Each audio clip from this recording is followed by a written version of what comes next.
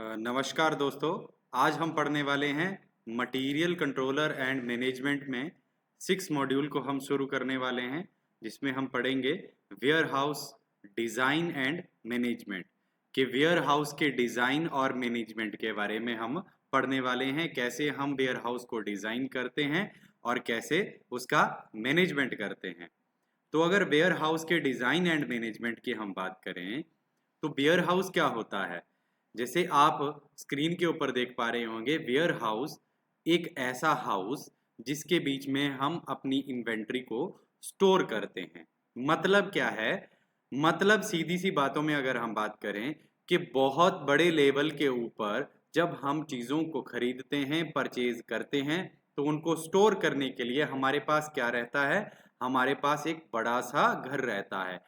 उस बड़े से घर में जो है हमारे को चीज़ों को मैनेज करना होता है, हमारे को डिज़ाइन करना पड़ता है उस घर को, उस इन्वेंट्री के लिए, उन चीज़ों को रखने के लिए, उसकी प्रॉपर रैकिंग वगैरह बनाने के लिए, उन सारी चीज़ों को करने के लिए हमारे को क्या करना पड़ता है? उस वेयर हाउस को डिज़ाइन करना पड़ता है, उसको मैनेज करना पड़ता है। जो एक बड़ा सा घर है, जो हमारी इन्वेंट्री को स्टोर करने के लिए जो बना है, उस घर को हम क्या कहते हैं? वेयर हाउस कहते हैं। जहां पर हम अपनी इन्वेंट्री को स्टोर करते हैं, अपने बहुत बड़े लेवल की परचेजिंग को, हम बहुत बड़े लेवल की खरीद को हम क्या करते हैं? एक जगह पे रखते हैं। उसको क्या कहते हैं? वेयर हाउस डिजाइन कहते हैं, उसको वेयर हाउस कहते हैं, जिसमें हम उनकी डिजाइनिंग करते हैं कि किस किस तरीके से हमारे को डिजाइन करना रहता है, किस किस तरीके से उसको मैनेज करना रहता है। तो अब हम चलिए आगे पढ़ते हैं। सबसे पहले हमारे पास इस warehouse design and management में आता है कि फिजिकल कंट्रोल एंड सिक्योरिटी, कि क्या क्या फिजिकल कंट्रोल और सिक्योरिटी जो है हमारे को जरूरी होती है। तो अगर बात करें फिजिकल कंट्रोल एंड सिक्योरिटी का मतलब होता है कि फिजिकली अपने आप मैनुअली जो चीज़ों के ऊपर कंट्रोल करते हैं, उनको सिक्योरिटी प्रदान करते हैं, उसको सिक्योर करते हैं, उसके लिए एक प्रॉपर सिक्योरिटी गार्ड वगैरह रखते हैं या खुद उसकी देखभाल करते हैं, वो क्या आता है आपका? फिजिकल कंट्रोल एंड सिक्योरिटी में। अब अगर फिजिकल कंट्रोल एंड सिक्योरिटी की बात करें, उसमें हमारे लिए क्या चीज़ें ज़रूरी रहती हैं? उसमें हमारे पास रहता है कि आइडेंटिफिकेशन ऑफ द आइटम, मतलब आइडेंटिफाई द आइटम। और दूसरा आता है verify quantity, record the transaction, physically execute the transaction. बारी बारी करके हम इन चीज़ों के ऊपर गौर करते हैं कि क्या है असल में फिजिकल कंट्रोल एंड सिक्योरिटी होता क्या है। तो सबसे पहले हम आते हैं आइडेंटिफाई द आइटम। अब देखो, बहुत बड़े लेवल के ऊपर जब हम चीज़ों को परचेज करते हैं, खरीदते हैं, तो हमारे पास गलतियां होने के चांसेस बहुत ज़्यादा रहते हैं। उन गलतियों को जो है हमने ठीक करना है। उन गलतियों को ठीक करने के लिए हमारे पास क्या रहना चाहिए? एक कंट्रोल रहना चाहिए। और वो फिजिकल कंट्रोल हमारे को क्या बताता है कि जब हमारे को चीज़ें मिलती हैं, जब हम चीज़ों को लेते हैं, उस टाइम के ऊपर हमारे को क्या देखना है? उसका परचेज ऑर्डर देखना है। एक ऑर्डर बन के आता है, उस परचेजिंग ऑर्डर को, उस डॉक्यूमेंट को हमने देखना है कि वो ऑर्डर क्या है। पार्ट नंबर को हमने देखना है। क्वांटिटी को सही तरीके से हमने क्या करना है? पहचाना है। हमने पहचानना है कि क्वांटिटी सही तरीके से, सही मायने में कितनी क्वांटिटी है।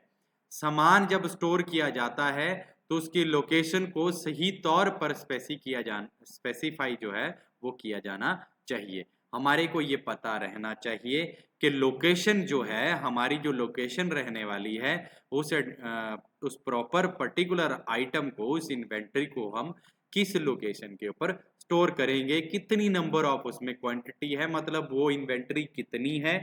उस पार्ट को हम देखेंगे कि वो उसमें नंबर ऑफ पार्ट्स कितने हैं। उन सारी चीज़ों को उन सारी चीज़ों की गलतियां होने के चांसेस बहुत रहते हैं। उन सारी गलतियों को हमारे को ठीक करना होता है, उन सारी चीज़ों से हमारे को बचना रहता है। इसीलिए हम उसके ऊपर क्या करते हैं? फिजिकल कंट्रोल करते हैं कि जब इशू किया जाता है तो क्वांटिटी को, लोकेशन को और पार्ट नंबर को रिकॉर्ड जो है वो किया जाना चाहिए। मतलब आइडेंटिफाई द आइटम के अंदर क्या आता है कि हमारे को आइडेंटिफाई करना है कि वो मटेरियल जो है, वो इन्वेंट्री जो है, वो कहाँ पर जब वो इशू की जा रही है तो उसकी क्वांटिटी कितनी है, वो कौन सी लोकेशन के ऊपर है, और उसमें नंबर ऑफ पार्ट्स कितने हैं, वो कितनी क्वांटिटी है। इन सारी चीजों को हम क्या कहते हैं, आइडेंटिफाई द आइटम्स। अब आइडेंटिफाई द आइटम्स करने के बाद हम बात करते हैं दूसरे पॉइंट के ऊपर, फिजिकल कंट्रोल एंड सिक्योरिटी के वेरीफाई द क्वांटिटी। अब देखो, जैसे कि हम चीजों को जब ले रहे हैं, जब हम परचेज कर रहे हैं, उस टाइम के दौरान भी हमारे को क्या रहना चाहिए, हमारे ये ख्याल में रहना चाहिए कि हमारे को वेरीफाई करना है क्वांटिटी को, कि जो क्वांटिटी हम रिसीव कर रहे हैं, जो क्वांटिटी को हम ले रहे हैं, उसमें कितनी नंबर ऑफ क्वांटिटी है।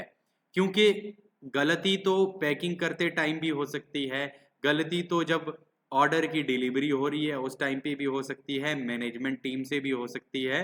तो ये सारी गलतियों को क्लियर करने के लिए जब हम हर एक स्टेप के ऊपर उस क्वांटिटी को वेरीफाई करते हैं, तो वो क्या एक फिजिकल कंट्रोल एंड सिक्योरिटी का पार्ट है।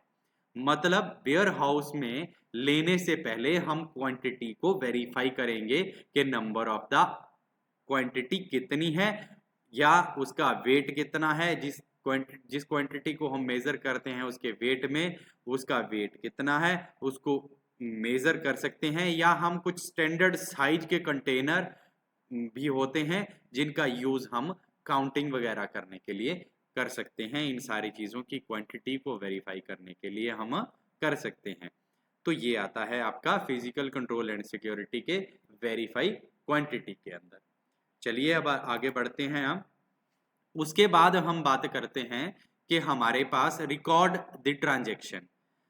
देखो, अब ये सारी चीजें हो चुकी हैं कि हमने क्या कर दिया है, वेरीफाई कर दिया है आइटम को, हमने आइडेंटिफाई भी कर दिया है कि आइटम क्या है, हमने ये भी बता दिया है कि क्वांटिटी कितनी है। लेकिन उन सारी चीजों को करने से ज्यादा भी अहमियत एक और चीज रखती है, वो है ट्रांजैक्शन। हमने उस ट्रांजैक्शन को रिकॉर्ड करना है, उसका एक प्रॉपर रिकॉर्ड लेना है, उसकी एक प्रॉपर इंफॉर्मेशन हमारे को रहनी चाहिए, जिसकी एक कॉपी जो है तो हमारे पास रहे, और एक कॉपी जो है तो वो उस डीलर के पास रहे, उस डिलीवरी करने वाले पर्सन के पास रहे। तो उन सारी चीजों की इंफॉर्मेशन दोनों तरफ से क्लैरिफिकेशन रहनी चाहिए कि इतने नंबर ऑफ आइटम्स या ये क्वांटिटी जो है वो गई हुई है। अब ट्रांजैक्शन की अगर बात करें तो ट्रांजैक्शन में क्या आता है, ट्रांजैक्शन में आता है कि उस पर्टिकुलर क्वांटिटी को लेने में उसमें जितनी भी आइटम्स हैं उन आइटम्स का क्या रेट रहता है, उन आइटम्स की क्या उन आइटम्स के ऊपर कितनी कॉस्ट लगी हुई है। तो वो आता है आपका रिकॉर्ड दी ट्रांजैक्शन के अंदर। हमने उन सारी आइटम्स का एक प्रॉपर रिकॉर्ड जो है वो हमने देखना है, उसको हमने वेरीफाई करना है, उसका रिकॉर्ड अपने पास रखना है, वो आ जाता है आपका रिकॉर्ड दी ट्रांजैक्शन के अंदर। ठीक है, चलिए अब इसके बाद बढ़ते हैं हम आगे वाली स्लाइड में कि फिजिकली एग्जीक्यूट द ट्रांजैक्शन। अब जब हमने फिजिकली एग्जीक्यूट करना है ट्रांजैक्शन को, उसमें क्या करना है, मतलब मटेरियल की रिसीविंग को, मटेरियल की स्टोरिंग को, मटेरियल की इशू जो करते हैं हम, जो इशूइंग ऑफ गुड है उसको, उन सारी चीजों को जो है हमने क्या करना है, रिकॉर्ड करना है। उन सारी चीजों का हमने स्टोरेज देखना है, उन्हें उन चीजों को हमने रखना जो है तो किस तरीके से रखना है, वो सारी चीजें जो है हमारे को पहले से ध्यान में होनी चाहिए। हमारे को ये पता होना चाहिए कि इस मटेरियल की हमने रिसीविंग दी है तो इसके लिए प्रॉपर हमारे पास स्टोरेज है कि नहीं, उसको हम स्टोर उस एरिया में कर सकते हैं कि नहीं। उस स्टोरिंग ऑफ द गुड को, जो हमारे पास पहले से स्टोर है, उस गुड का भी हमारे को ख्याल रहना चाहिए कि उसको प्लेस कहाँ पे करना है, स्टोरेज की लोकेशन कहाँ है, और एक्यूरेट होना चाहिए उसका लोकेशन, और इंश्योर होना चाहिए कि वो कहाँ पे रखी गई है और कहाँ से उसको उठाना है, कहाँ पे उसको डिलीवर करना है, किस तरीके से उसको डिलीवर करना है, उसको फिजिकली एग्जीक्यूट करना है। मतलब क्या है, उसको उस पर्टिकुलर आइटम को ले जाने के लिए जो हम सुविधाओं का उपयोग करते हैं, जैसे कि हम एक कार्ट के अंदर लेके जाते हैं, तो किस तरीके से लेके जाना है, कार्ट के अंदर लेके जाना है, उठा के लेके जाना है, किस तरीके से लेके जाना है, कहाँ पे स्टोर करना है, कैसे स्टोर करना है, कितने क्वांटिटी का आइटम है, कितने महंगा आइटम है, उन सारी चीजों को क्या कहते हैं हम, फिजिकली एग्जीक्यूट द ट्रांजैक्शन। तो ये रहा आपका physically control and secure the item, physically control and security. इसके बाद हम पढ़ते हैं warehouse design and management में अगले दूसरे पार्ट को, जिसमें हम पढ़ेंगे कि वेयर हाउस लेआउट स्ट्रेटजी और blocking stacking, block stacking, selective racking, इन सारी चीजों को हम क्या कहते हैं, डिजाइन का एक पार्ट कहते हैं। इन सारी चीजों को हम क्या कहते हैं कि एक लेआउट स्ट्रेटजी है। इन स्ट्रेटजीज का यूज करके हम क्या करते हैं, उस वेयर हाउस की मैनेजमेंट करते हैं। जैसा कि आप स्क्रीन के ऊपर देख पा रहे होंगे कि हमारे पास पहली कौन सी क्वांटिटी आती है, हमारे पास क्वांटिटी आती है ब्लॉक स्टैकिंग। अब ब्लॉक स्टैकिंग की अगर हम बात करें तो ब्लॉक स्टैकिंग क्या होती है, जैसे कि आप स्क्रीन के ऊपर देख पा रहे हैं, goods are stored directly on the warehouse floor in organized block और स्टैक। मतलब वेयर हाउस में हम गुड्स को डायरेक्टली जो है फ्लोर के ऊपर रखते हैं, ऑर्गेनाइज्ड ब्लॉक और स्टैक में। स्टैक का या ब्लॉक्स के in the form of blocks और स्टैक के टाइप में हम उन चीजों को डायरेक्टली जो है फ्लोर के ऊपर रख देते हैं। जैसे कि मैं एग्जांपल के लिए आपको बता देता हूं, जब हम वेयर हाउस में स्टोर करते हैं तो हम बॉक्सेस को क्या करते हैं, जब बड़े लार्ज साइज के हमारे पास बॉक्सेस होते हैं या लंबर और ब्रिक्स होते हैं, तो हम क्या करते हैं, उस स्टैक को ऑन दी फ्लोर जो है वो पैलेट की फॉर्म्स में डायरेक्टली रख देते हैं। पैलेट क्या होता है, पैलेट का मतलब होता है कि हम कुछ स्टैंडर्ड जो हैं, तो एक जैसे कि आपने देखा होगा, हम सीमेंट वगैरह को रखते हैं तो डायरेक्टली फ्लोर के ऊपर रखने के बजाय हम क्या करते हैं, उसको थोड़ा सा रैक, थोड़ा सा पैलेट बना के, एक अड्डा सा बना के उसके ऊपर रख देते हैं। उस चीज को क्या कहते हैं, ब्लॉक स्टैकिंग। उन बॉक्सेस को रखने के लिए हम एक उस फ्लोर से एक पर्टिकुलर डिस्टेंस के ऊपर, हल्के से डिस्टेंस के ऊपर जिसको रखते हैं, उसको क्या कहते हैं, ब्लॉक स्टैकिंग। ये एक ऐसा तरीका है जिसमें हम डायरेक्टली अपने मटेरियल को लेके आते हैं और सीधा फ्लोर के ऊपर रख देते हैं। उसमें किसी रैक्स को नहीं बनाते हैं। एक मतलब ऐसा नहीं होता है कि मतलब हमारे पास एक पर्टिकुलर एरिया होता है जिसको लेके हम उन चीज़ों को अलग कर देते हैं, हम उसको फ्लोर के ऊपर ही अलग करते हैं। ऐसा नहीं कि किसी रैक के थ्रू किसी जगह के किसी वॉल के ऊपर रखते हैं या उसको एक डेप्थ के ऊपर जाके रखते हैं, एक जगह के ऊपर, एक कमरे, एक पर्टिकुलर कमरे के ऊपर जाके रखते हैं, बस उठाते हैं और फ्लोर के ऊपर रख देते हैं, एक पैलेट के ऊपर, पैलेट्स वगैरह के ऊपर रख के उसका स्टोरेज हम कर देते हैं। तो वो आता है आपका ब्लॉक स्टैकिंग के। अच्छा, ब्लॉक स्टैकिंग के बाद हम बात करते हैं दूसरी स्ट्रेटजी की, कि हम जब स्टोरेज करते हैं तो कैसे करते हैं, सिलेक्टिव रैकिंग के थ्रू। सिलेक्टिव रैकिंग का मतलब होता है हम कुछ शेल्फ्स बना देते हैं, हम रैक बना देते हैं पर्टिकुलर आइटम्स के लिए, इंडिविजुअल आइटम्स के लिए, उनको आइडेंटिफाई करने के लिए, उन चीजों को, एक पर्टिकुलर आइटम को पर्टिकुलर प्लेस के ऊपर स्टोर करने के लिए हम क्या कर देते हैं, हम कर देते हैं सेलेक्टिव रैकिंग। इसमें ये एक आइडियल स्टोरिंग होती है जिसको हम SKU भी कहते हैं, स्टॉक कीपिंग यूनिट। मतलब हम स्टॉक को एक यूनिट्स की फॉर्म में रख देते हैं, एक क्लासिफाइड कर देते हैं एक पर्टिकुलर प्लेस के ऊपर, उनको एक ब्लॉक्स के अंदर, एक सेलेक्टिव रैक के अंदर उसको स्टोर करते हैं। जैसे कि आपने देखा होगा दुकानदार जो हैं वो जब किसी भी स्टोर को स्टोर में, अपनी दुकान में जब चीज़ों को स्टोर करते हैं तो वो प्रॉपर रैक बना के स्टोर करते हैं कि जैसे उसने कहीं से मैगी उठानी है तो वो सीधा उस रैक में जाए जहां पर उसको मैगी मिल जाए। जहां पे उसने नमक रखना है वहां पर वो नमक रख देता है, जहां पे उसने कोई और चीज़ें रखनी है, मसाले रखने हैं, उन सब का एक प्रॉपर रैक में उसको रख देता है। सेलेक्टिव आइडेंटिफाई करके, क्लासीफाई करके, चीज़ों को अलग अलग करके एक प्रॉपर रैक बना के वो रख देता है। उसको क्या कहते हैं हम?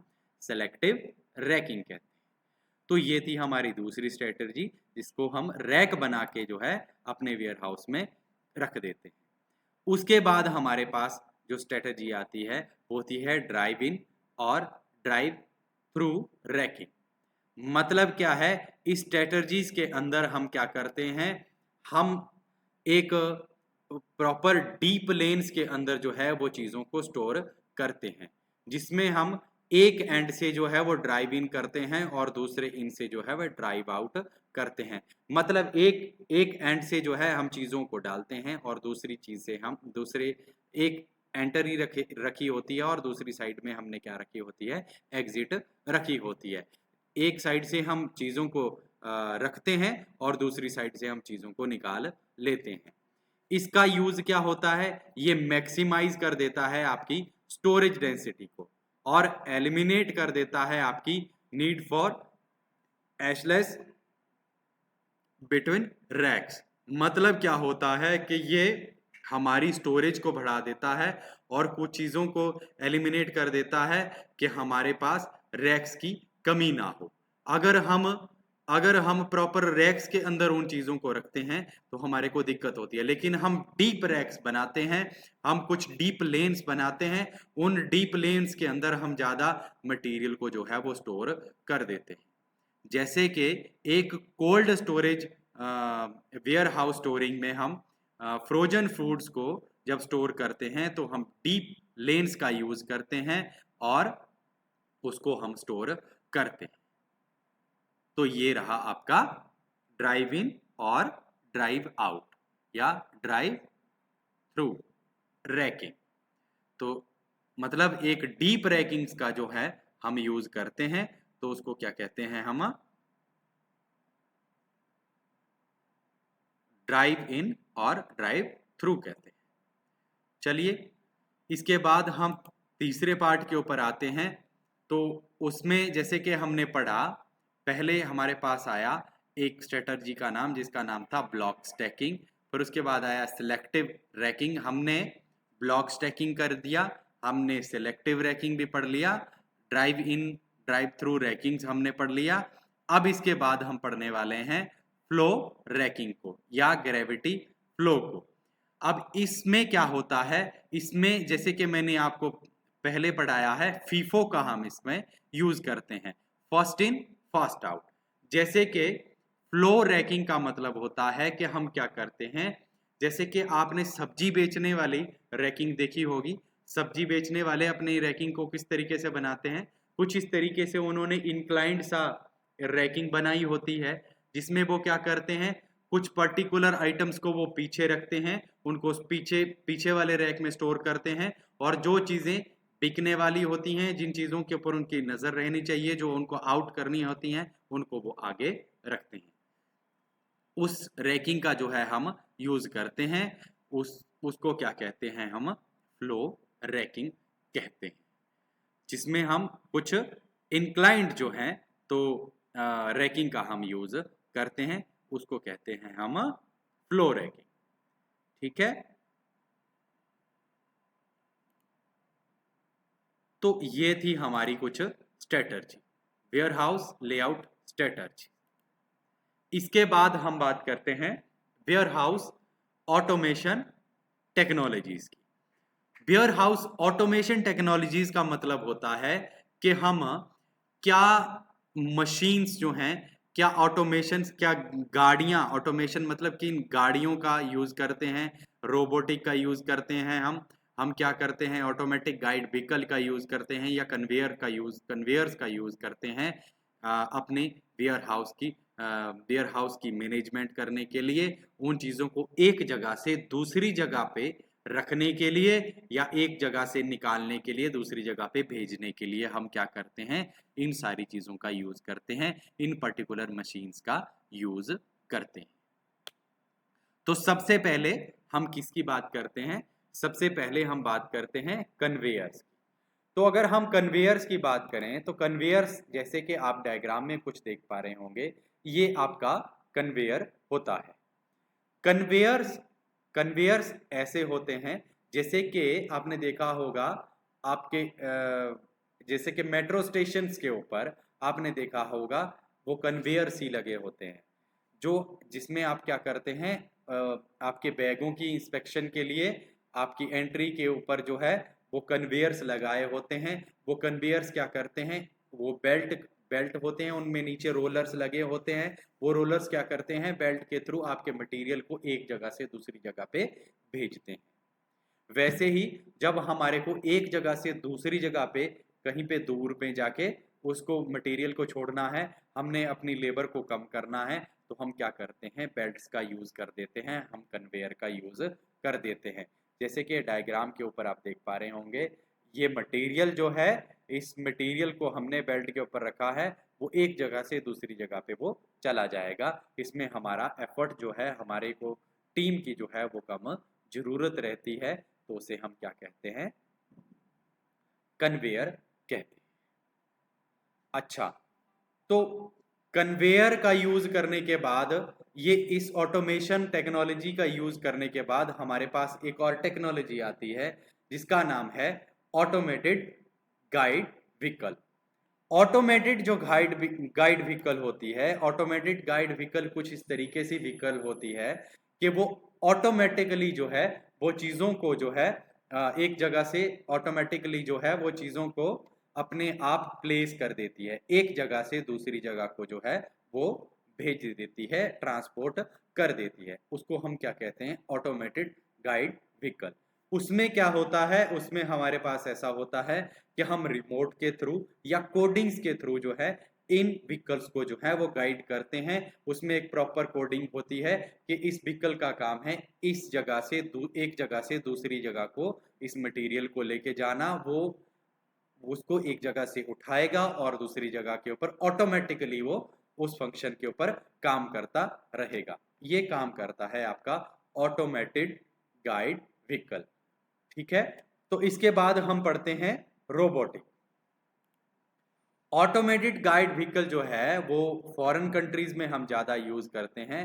उसमें क्या होता है, हमारे पास कोई ऐसा उस व्हीकल को गाइड करने वाला नहीं रहता है, ऑटोमेटिकली वो व्हीकल गाइड होती है, ऑटोमेटिकली वो एक जगह से दूसरी जगह पे जाती है और मटेरियल को प्लेस करती है थ्रू रिमोट कंट्रोल्स, या उसके कंट्रोल्स जो हैं वो अपने आप ऑपरेट होते हैं। उसमें हमारे को चीज़ों को प्लेस करने की ज़रूरत नहीं होती है, हमारे को एफर्ट्स करने की ज़रूरत नहीं होती है। वो होते हैं automated guide vehicle. Foreign countries में इसका सबसे ज़्यादा यूज़ किया जाता है। जैसे कि आपने बहुत सारी मशीनें ऐसी देखी होंगी जो ऑटोमेटिकली जो है वो एक जगह से दूसरी जगह के ऊपर मटेरियल को जो है वो ले जाती है। इसके बाद हम बात करते हैं रोबोटिक की। अब वेयर हाउस में एक टेक्नोलॉजी जो है जो कि बहुत ज़्यादा एडवांस टेक्नोलॉजी है, आपने देखा होगा, रोबोटिक। कुछ रोबोट्स का हम यूज करते हैं, उनको हम गाइड कर देते हैं, उनको फंक्शन करते हैं, वो फंक्शन के थ्रू ऑटोमेटिकली एक जगह से दूसरी जगह के ऊपर जो है वो मटेरियल को छोड़ देते हैं। उसको क्या कहते हैं हम, ऑटोमेटेड गाइड व्हीकल। उसको हम क्या कहते हैं, रोबोटिक टेक्नोलॉजी, जिसमें हम रोबोट्स का यूज करते हैं। वो रोबोट्स अपने आप जो हैं वो चीजों को एक जगह से उठाते हैं और दूसरी जगह के ऊपर रख देते हैं, ट्रांसपोर्ट कर देते हैं या रिसीव कर देते हैं। रिसीविंग के लिए भी हम कन्वेयर का यूज कर सकते हैं, ट्रांसपोर्टिंग के लिए भी हम मटेरियल का यूज़ कर सकते हैं। ट्रांसपोर्टिंग का मतलब है एक जगह से दूसरी जगह को ले जाना, मतलब एक पर्टिकुलर एक कमरे से लेकर दूसरे कमरे के लिए ले जाने के लिए हमने हॉल में जो है जो लगाया होता है, कन्वेयर लगाया होता है, वो एक जगह से दूसरी जगह के ऊपर उसको भेज देता है। या ऑटोमेटेड गाइड व्हीकल जो है अपने आप जो है वो घूम फिर के चीज़ों को वहाँ पे रख देता है जहाँ पर हमारे को प्लेस करना होता है। वैसे ही काम करता है आपका रोबोटिक, लेकिन उसमें हम रोबोट्स का यूज़ करते हैं और तीनों जो चीज़ें हैं वो एक दूसरे से डिफरेंट, लेकिन काम क्या करेंगी, काम करेंगी तीनों एक जगह से दूसरी जगह के ऊपर चीज़ों को भेजने। तो ये रहा आपका तीसरा पार्ट। इसके बाद हम बात करते हैं cross docking and flow through distribution centre की। अब क्रॉस डॉकिंग की अगर हम बात करें तो क्रॉस डॉकिंग क्या होता है? क्रॉस डॉकिंग का मतलब होता है कि हमने जब चीज़ों को हमने स्टोर करना है तो हम क्या करते हैं कि हम मान लो एक ट्रक में सामान आ रहा है, हमारी इन्वेंट्री आ रही है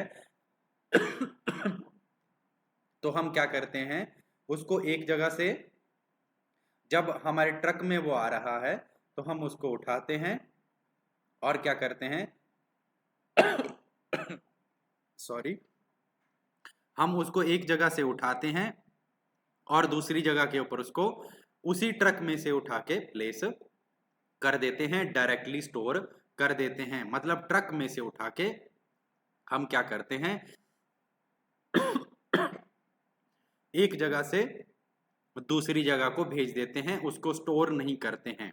मतलब वेयर हाउस में नहीं रखते हैं। अपनी वेयर हाउस की स्टोरेज को बनाए रखने के लिए उसको उसको उस स्टोरेज का ना यूज करके हम क्या करते हैं कि मान लो जैसे हम रियल टाइम के ऊपर जो है एक ट्रक आया, हमने उसकी उसकी इन्वेंट्री को उस टाइम के ऊपर परचेज किया, जब हमने क्या करना है वो उस मटेरियल को मंगवाया और उसी टाइम के ऊपर हमने उसको डिलीवर कर दिया, उसको हम क्या कहते हैं, क्रॉस डॉकिंग करते हैं।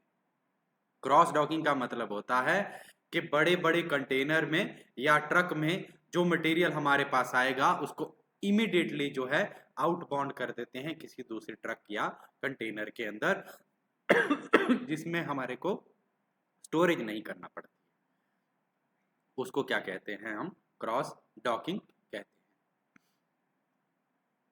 और दूसरी स्ट्रेटजी हमारे पास क्या आती है? दूसरी स्ट्रेटजी हमारे पास आती है फ्लो थ्रू डिस्ट्रीब्यूशन सेंटर। कि अब जो है हम चीजों को एक डायरेक्टली नहीं कर रहे हैं कि सीधा कस्टमर को नहीं दे रहे हैं। मतलब ऐसा नहीं है कि एक साइड से हमारा ट्रक आया और हमारे पास जो उसको परचेज करने वाला पर्सन था उसको हमने डायरेक्टली उसकी गाड़ी में रखवा दिया। वैसे क्रॉस डॉकिंग हमने नहीं करी। हम क्या कर रहे हैं, हमने इन्वेंट्री को परचेज किया और हमने डिस्ट्रीब्यूशन सेंटर्स के थ्रू उसको डिस्ट्रीब्यूट किया। मतलब एक जगह से दूसरी जगह के ऊपर जो है हमारे पास डिस्ट्रीब्यूशन सेंटर रहते हैं। हमारे पास पहले एक जगह के ऊपर मटेरियल आया, फिर वहां से वो निकला और दूसरे सेंटर में वो चला। मतलब अलग अलग डिस्ट्रीब्यूशन सेंटर बने हैं। जैसे कि हमारे पास रिटेलर्स हो जाते हैं, हम उसके डिफरेंट डिफरेंट वेंडर्स हो जाते हैं। कि हम क्या करते हैं, हम एक कंपनी है, हमने अपनी कंपनी का प्रोडक्ट क्या किया, हमने हमने किसी और से खरीदा, उसके ऊपर टैगिंग वगैरह लगा के हमने दूसरे डिस्ट्रीब्यूशन सेंटर को उसको भेजा, उस डिस्ट्रीब्यूशन सेंटर ने दूसरे डिस्ट्रीब्यूशन सेंटर को भेजा, दूसरे कस्टमर को भेजा, वैसे करके जो कस्टमर के तक पहुंचा उसको क्या कहते हैं, फ्लो थ्रू डिस्ट्रीब्यूशन सेंटर। तो ये थी आपकी कुछ cross docking and flow through distribution centre की टेक्निक। इसके बाद हम पढ़ेंगे कि real time warehouse management system क्या होता है और बारकोड टेक्नोलॉजी क्या है। ये हमारा इसमें लास्ट पार्ट है। तो real time warehouse management का मतलब होता है, रियल टाइम का जैसे मैंने आपको कहा है कि जब एक जगह से मटेरियल निकल रहा है और दूसरे डिलीवरी पॉइंट के ऊपर जो पहुंच रहा है उस टाइम को मैनेज करना, उस टाइम को मैनेज करने का मतलब होता है रियल टाइम मैनेजमेंट। मतलब from the initial point two final point के बीच में जो टाइम लग रहा है उसको मैनेज करना, उसको क्या कहते हैं हम, real time management. Warehouse technology में, वेयर हाउस मैनेजमेंट में हम क्या करते हैं, रियल टाइम मैनेजमेंट को सही तरीके से करने के लिए हम क्या करते हैं, बारकोड जैसी टेक्नोलॉजी का यूज करते हैं। इसके बारे में हम पढ़ते हैं, बारकोड टेक्नोलॉजी और synergy of real time barcode technology. तो हम क्या करते हैं, रियल टाइम के ऊपर इन्वेंट्री की मैनेजमेंट करने के लिए हम क्या करते हैं, ट्रैकिंग ऑफ गुड्स करते हैं और इसको हम डिटेल में पढ़ते हैं कि क्या होता है असल। तो हमारे पास जो real time warehouse management system होता है उसका मतलब होता है कि सॉफ्टवेयर और एप्लीकेशन के थ्रू हम मैनेज करते हैं अपने वेयर हाउस ऑपरेशंस को, उसके रियल टाइम को, उसके इनिशियल पॉइंट से डिलीवरी पॉइंट तक उसके पहुंचने के लिए, मतलब परचेज, उसकी रिसीविंग से, पुट अवे से, पिकिंग से, पैकिंग से एंड शिपिंग से उसको जो है इंश्योर करते हैं, उस ऑपरेशंस को स्मूथ करते हैं और एफिशिएंट बनाते हैं, उसको क्या कहते हैं हम, real time management warehouse system. इसमें क्या करते हैं हम, इन्वेंट्री का level, location, movement of the movement throughout the warehouse, उन सारी चीजों की डिसीजन मेकिंग करते हैं और इम्प्रूव करते हैं रिस्पॉन्सिवनेस को और उनकी चेंजिंग ऑफ डिमांड्स को हम समझते हैं। रियल टाइम के ऊपर हम ये पता लगा देते हैं कि उस रियल टाइम के ऊपर हमारे को क्या क्या डिमांड्स आ रही हैं, उस वेयर हाउस में हमारे को किन किन चीज़ों को जो है वो स्टोर करना है।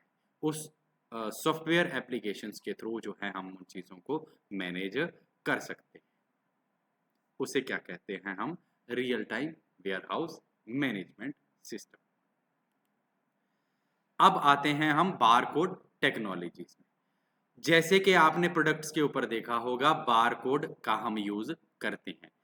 बारकोड टेक्नोलॉजी क्या होती है, बारकोड में कुछ व्हाइट और ब्लैक कलर की लाइंस रहती हैं जो कि ऐसे परपेंडिकुलरली होती हैं या आपकी लॉन्गिट्यूडनली इस तरीके से पैरेलल होती हैं या परपेंडिकुलरली जो है वो जो ड्रॉ की होती हैं, उसको क्या कहते हैं, बारकोड टेक्नोलॉजी कहते हैं। अब इस बारकोड टेक्नोलॉजी की हमारे को जरूरत क्यों पड़ी, बारकोड टेक्नोलॉजी की हमारे को जरूरत इसीलिए पड़ती है क्योंकि जो भी हम पैकिंग बनाते हैं उसके ऊपर हम एक बारकोड चिपका देते हैं। वो बार कोड जो है उस पर्टिकुलर आइटम का डिस्क्रिप्शन हमारे को बता देता है कि वो आइटम क्या है।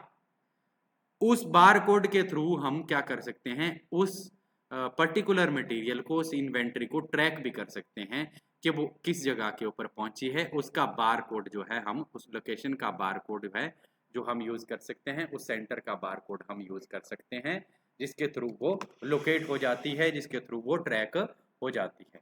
तो ये रही आपकी बारकोड टेक्नोलॉजी जिसके थ्रू जो है हम अपने वेयर हाउस की इन्वेंट्री को जो है तो मैनेज करते हैं। और synergy of real time warehouse management system and barcode technology में हम क्या करते हैं कि एक रियल टाइम के ऊपर ऑप्टिमाइज करते हैं वर्क फ्लो को और मिनिमाइज करते हैं हम एरर्स को और मेंटेन करते हैं प्रिसाइज इन्वेंट्री रिकॉर्ड्स को, और जो क्या करता है, इंप्रूव करता है कस्टमर की सेटिस्फेक्शन को एंड ऑपरेशनल परफॉर्मेंस को जो है वो मैनेज करता है। इसमें भी हम किसका यूज करते हैं, बारकोड टेक्नोलॉजी का यूज करते हैं, जिसमें हम क्या करते हैं, कुछ व्हाइट और ब्लैक लाइंस का हम यूज करते हैं जिसके थ्रू हम शिपिंग को, ensuring real time visibility of inventory movement को और वेयर हाउस प्रोसेस की स्टेजेस को, वेरियस डाटा को रैपिडली वेरियस डाटा को स्कैन करके जो है हम लोकेट कर पाते हैं, ट्रैक कर पाते हैं और क्या कर पाते हैं, प्रॉपर डिस्क्रिप्शन के साथ रख पाते हैं। उसके बाद हमारे को कुछ स्कैनर्स का यूज करके बस उस स्कैनर के थ्रू जो है उस पर्टिकुलर मटेरियल का रेट भी पता लग जाता है और उस पर्टिकुलर मटेरियल के बारे में भी पता लग जाता है कि वो मटेरियल क्या है।